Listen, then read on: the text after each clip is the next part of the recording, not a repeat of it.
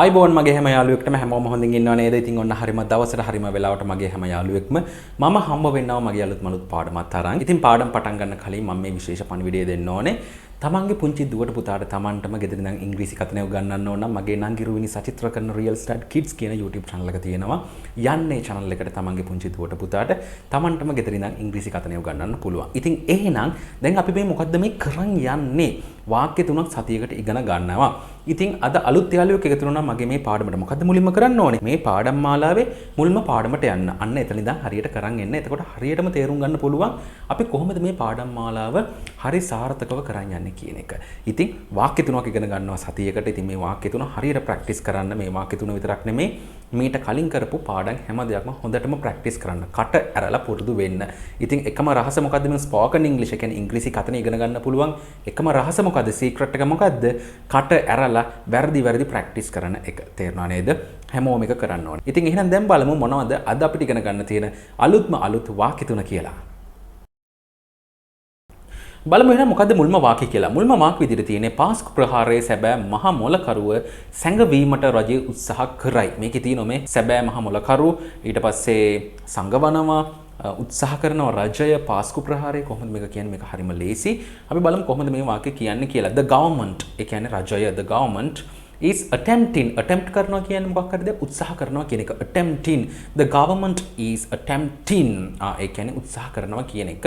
to conceal කරනවා කියන්නේ හංගනවා කියන අදහස සංගවනවා. to conceal සංගවීමට මොකද්ද?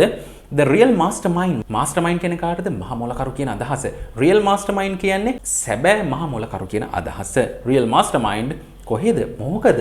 of the East attack පාස්කු ප්‍රහාරය East attack the government is attempting to conceal the real mastermind of the East attack මම හිතනවා හොඳටම තේරෙන්නේ නැති කියලා මේක ඉගෙන ගන්න තිබ්බේ මේ government එක attempt කරනවා conceal කරනවා mastermind ඊට පස්සේ East attack පාස්කු ප්‍රහාරය East attack තේරුණා නේද? මගේ ළමට බලමු දෙවෙනි වාක්‍ය මොකක්ද කියලා. දෙවෙනි වාක්‍ය විදියට තියෙන්නේ පොලිස් නිලධාරීන් 700 දෙනෙකු සේවයට බඳවා ගන්නා බව ජනාධිපති මාධ්‍ය අංශය සඳහන් කළේය. 700ක් බඳව ගන්නවලු.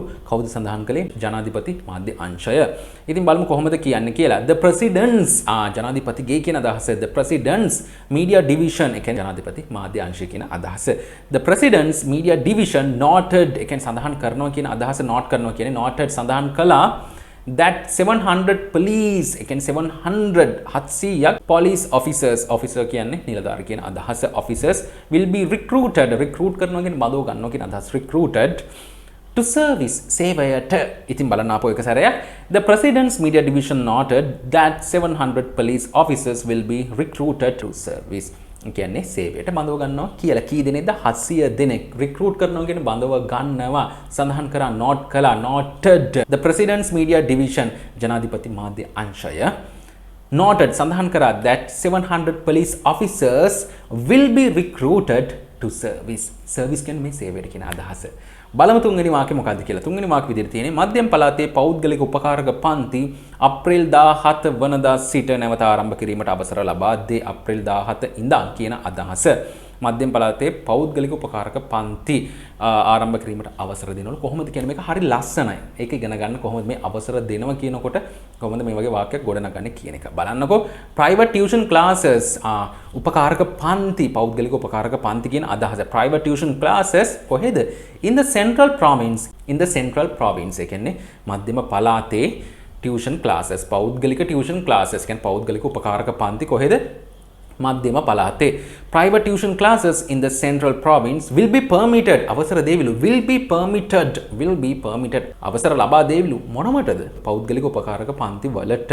to recommence comments කරනවා කියන ආරම්භ කරන recommence නැවත ආරම්භ කරනවා. to recommence ඒ කියන්නේ to recommence කියන්නේ නැවත ආරම්භ කිරීමට. to recommence from the 17th of April අප්‍රේල් 17 ඉඳන් from the 17th of April මේක හරිම හරි ලේසි මේ permission දුන්න කියන අදහස will be permitted අවසර ලබා දේවි කියන අදහස තේරුණානේ කියන්නේ අවසර ලබා දෙනවා මේ කරන්න යනවා කියන අදහස තමයි මේ අවසර දෙන්න යනවා අවසර දෙනවා ඒ වගේ අදහසක් කියන්නේ මේ ඉස්සරහට වෙන දෙයක් ගැන කියන්නේ මේක තේරුණා නේද බලන්න private tuition classes in the central province will be permitted to recommence from the 17th of April මම හිතනවා මේ අද කියලා දුන වාක්‍ය තුනම හොඳටම මගේ අලුංගොලුවට යන්නේ නැති කියලා මේවා හොඳටම ප්‍රැක්ටිස් කරන්න. මේවා ප්‍රැක්ටිස් කරලා ඔලුවට දාගන්න. දන්න විදිහට මේවා වරද්ද කතා කරන්න. ඉතින් වරද්ද කතා කරොත් දවසක ඔයගොල්ලන්ට හරියටම කතා කරන්න පුළුවන්. නැතුව මේ හොඳටම පුරුදු වෙලා දවසක හරියටම කතා කරනවා කියලා දෙයක් නැහැ. ඒක කරන්න බෑ. ඒක ප්‍රායෝගික නැහැ. ඒකෙන්ද අද ඉඳන් පටන් ගන්න. ඒ කියන්නේ මේ දැන් මීට කලින් පටන් ගත්තේ නැත්නම් මේ අද ඉඳන් පටන් ගන්න. දැන් තමයි හරිම වෙලාව. තේරුණා නේද?